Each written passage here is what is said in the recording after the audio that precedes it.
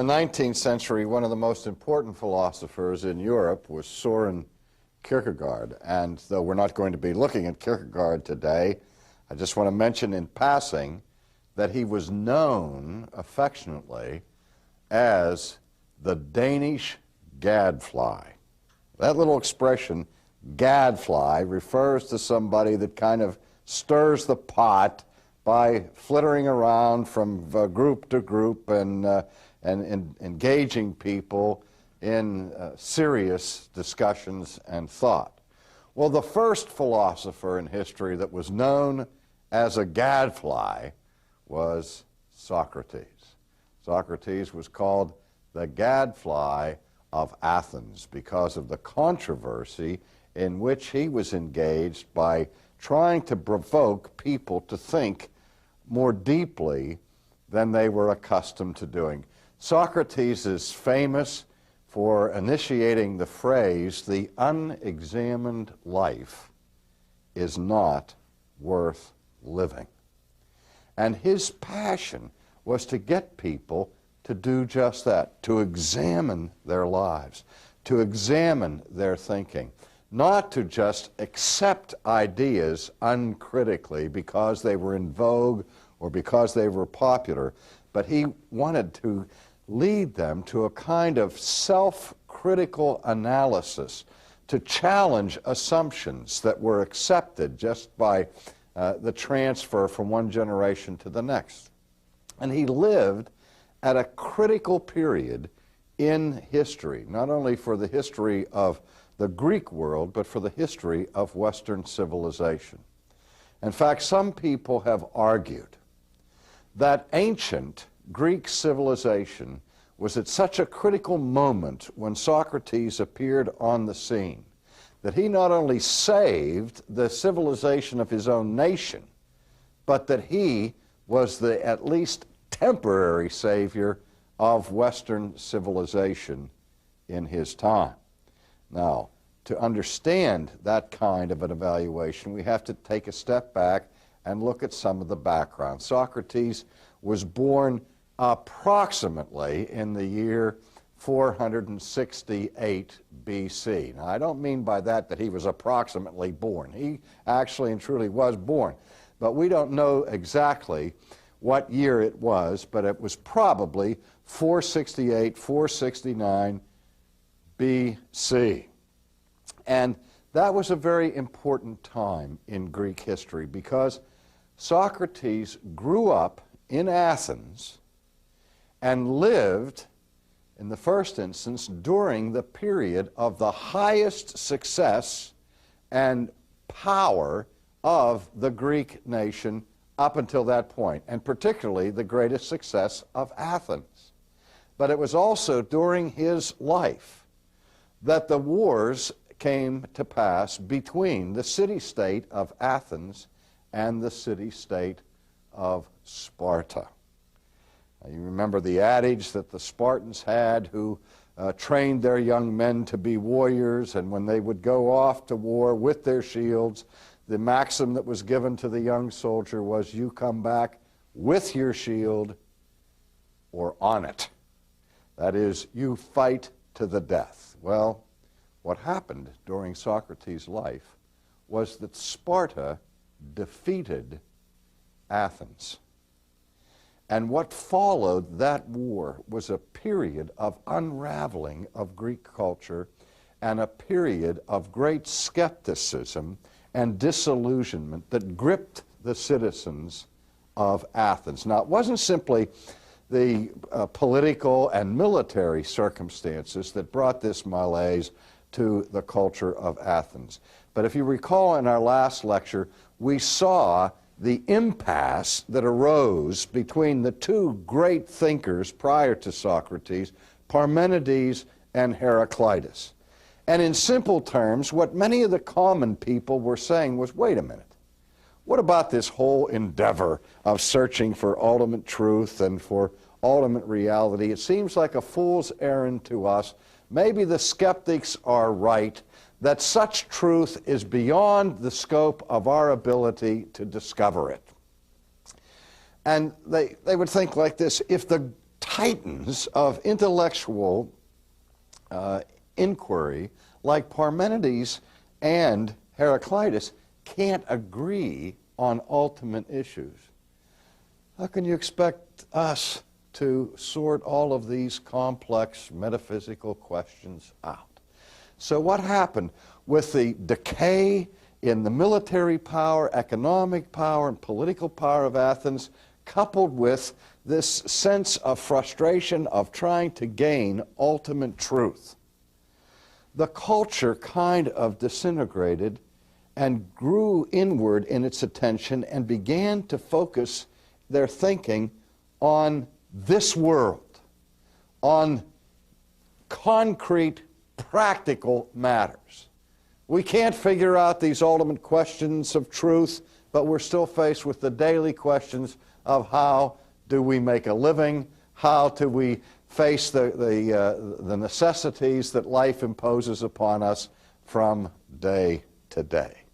So we have really the birth of ancient pragmatism.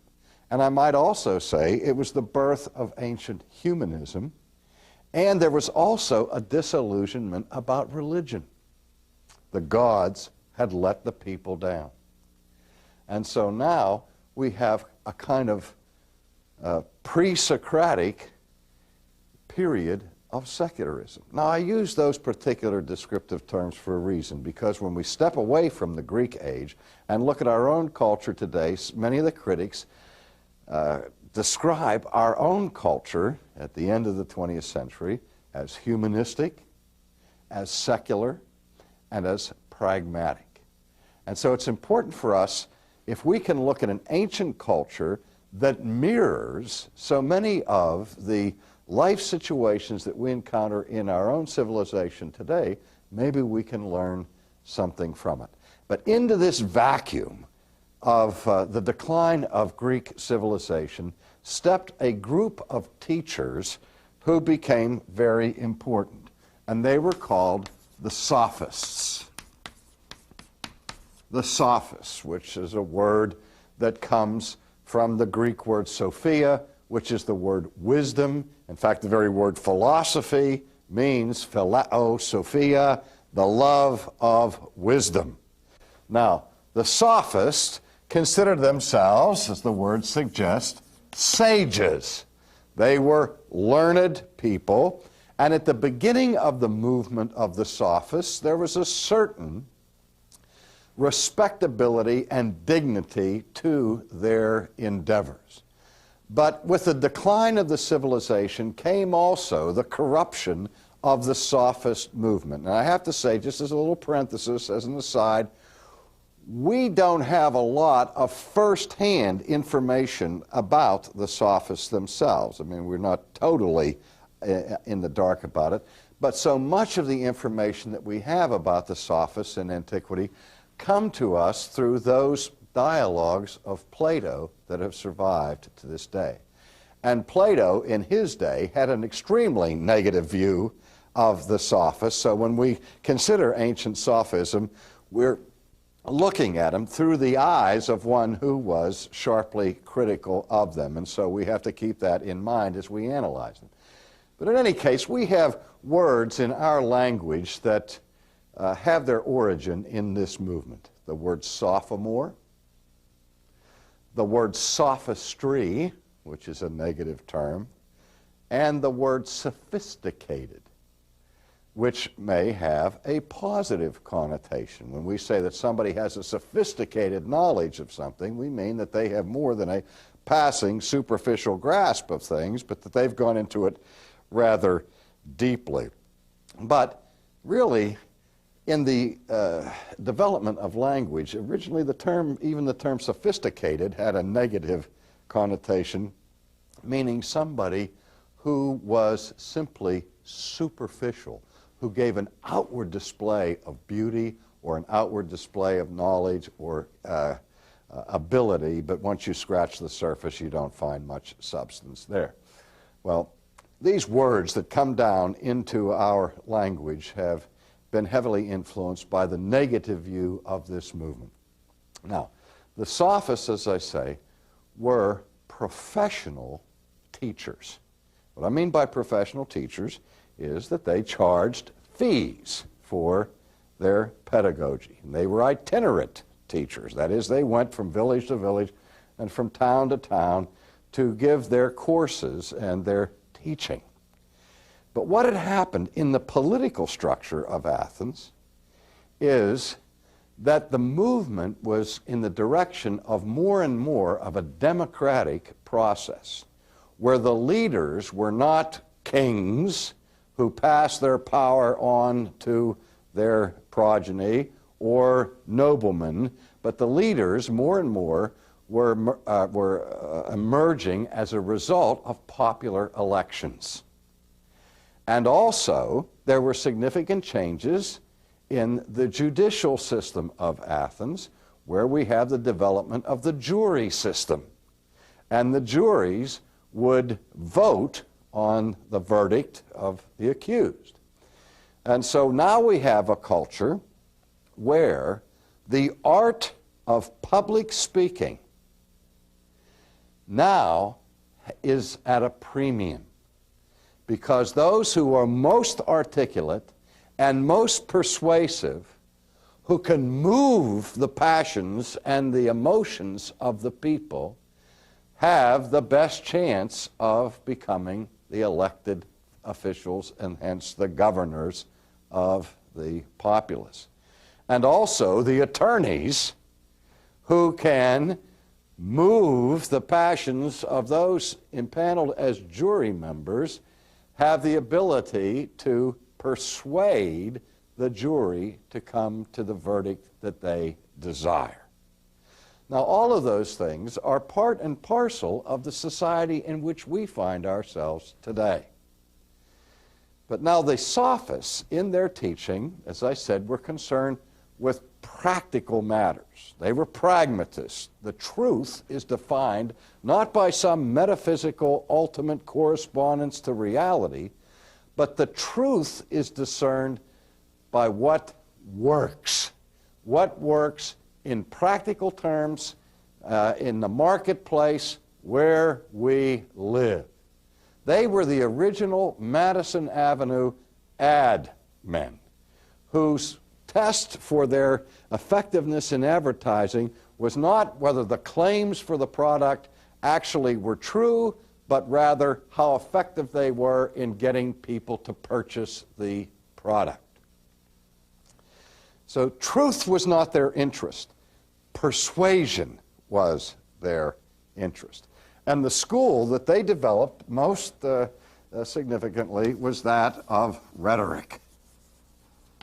Now, we still have rhetoric in our own culture today, and we identify it with the art of public speaking. But for the sophists, again, the artfulness of rhetoric focused on the ability of the speaker to move the emotions of the hearer so that they would be persuaded in a certain direction. Now, we still care about persuasion. I tell my students in the seminary when they come into my courses, I say, you're studying theology here, and I think you need to be forewarned when you step into my classroom that I'm not interested simply in transferring historical information from my notebook to yours. I'm out to get your mind. I want to persuade you of the truth of these principles. I'm engaged in apologetics. I'm trying not only to explain these principles, but I'm trying to defend them and to capture your minds in the sense of proving to you that these are sound principles and principles that you ought to embrace and live by. Now, we're still trying to persuade, but in that case, the goal ultimately is to persuade people to acquiesce to truth, not just to persuade them for vested interests, for personal interests, for economic or political aims. But what had happened with the sophists is their whole focus on persuasion was for mean, pragmatic ends. We think of Demosthenes, the famous orator, who practices his speeches by filling his mouth with pebbles so that he could train his lips and his tongue to be super articulate in the task. Now, it's also at this time that we find the advent of a very important pre-Socratic philosopher whose name was Protagoras. And Protagoras is often considered to be the father of humanism because he gave us the Latin phrase homo mensura. Homo mensura, man the measure. And what he was saying is that man is the measure of all things. Now, again, calling attention to focusing our attention not on some never land of philosophical speculation, of metaphysics, but to concentrate our interests in the welfare of human beings in the here and now. Another important philosopher at this time was a man whose name was Gorgias. Now, that was his whole name. It wasn't Gorgias George, and it wasn't gorgeous in the sense of pretty. His name was Gorgias, and he was important because he was one of the early skeptics. And he said that, that the good, that which is good, or that which is right, is that men perceive to be that which works for their own vested interests. Let me say it again. The right or the good is defined in terms of what advances your own agenda, your own vested interest. Now think of this in terms of modern self-interest groups, lobby groups, and all the rest, where we just say, well, everybody has a right to advance their own concerns, and we have reduced the very concept of the good or the right to human preferences. In an age of relativism that says there are no absolute goods, or there's no absolute right or wrong, it's however you perceive it, whatever you prefer it to be. That has roots way deep in Western history with the skeptical philosophy of people like Gorgias. Now, it's into that venue, into that environment, that Socrates stepped. He was passionately concerned that what was going on around him would be fatal to science, to the pursuit of truth in any arena, to the dignity of the court system and of the political structures themselves. And at the very heart of his concern was what he perceived to be the wholesale loss of virtue. Think of Bennett's book on virtue that was recently a bestseller in our own culture, where we are facing the same kind of disintegration in our culture today, a fundamental loss of virtue. And Socrates was not satisfied to accept this as the fate of Athens. And so he went about the city, engaging students, engaging people in deep conversations, trying to awaken them to the deeper questions of truth and the great issues that faced the nation of his day. He wasn't content simply to examine his own life, but he wanted to get other people to begin challenging the assumptions of their culture and to begin examining their own premises and their own thinking.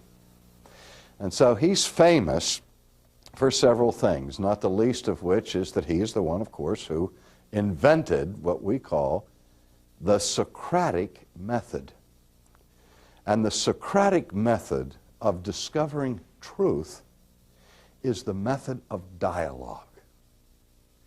He would engage people in dialogue and ask them probing questions.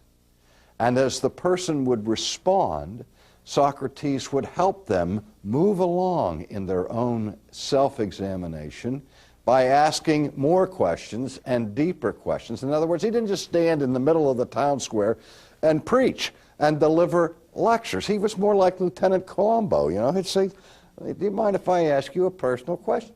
And he would then engage people in dialogue. And you see the value of that method of teaching when you see the vast corpus of writings that his most famous pupil wrote, Plato. When we think of Plato and his writings, what do we call them? The dialogues of Plato, where there's an issue that is introduced at the beginning of the dialogue. And then he moderates a discussion that goes on between representatives of different schools of thought. And then finally Socrates comes in to the dialogue and unravels the mystery of whatever issue it is that they are discussing.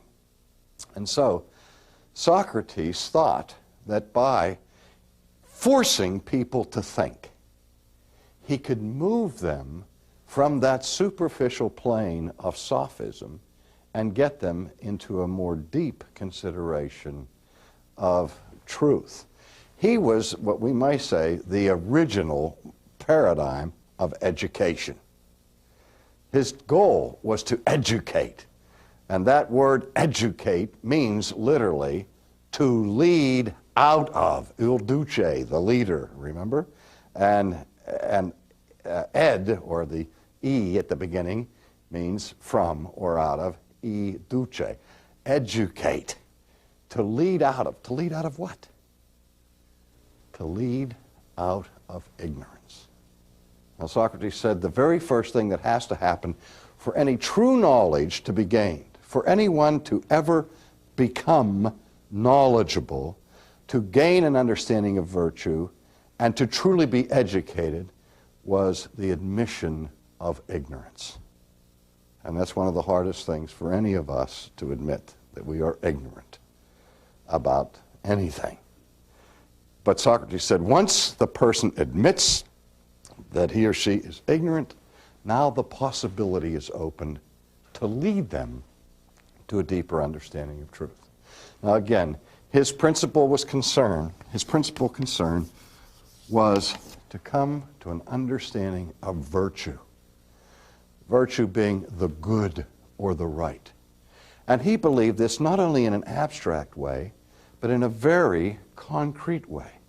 He believed that how we act, how we behave, is in the first analysis a matter of proper knowledge. He didn't embrace a biblical concept of original sin as we would, but what he was saying is that part of the problem we have with our behavior is that we don't know what right behavior is. Before we can possibly act in a good way, we have to first understand what a good form of behavior is. And so he focused his attention on helping people understand virtue. What is honesty? What is industry? What is justice? And he would push them beyond the idea of vested interests or self-interest to come to the deeper understanding of these concepts by which human life, human virtue, and the virtue of a society stand or falls. Now, one could look at Socrates and say that his life was a failure. He was executed. He was charged with being an atheist because he rejected the pagan deities of the city, but more seriously with corrupting the youth of Athens because he was challenging their ideas. And he was forced to drink the hemlock. And Plato was his most famous student, and Plato presumably attended the execution of Socrates and met with Socrates in his cell and discussed his impending death with him and was overwhelmed by the remarkable calmness and confidence that Socrates had with respect to life after death? Well, as I said, Socrates, to our knowledge, didn't write anything. Virtually what we know of his thinking and we know of his ideas comes through the speeches put in his mouth by his most famous student, Plato, whom we will examine in our next session.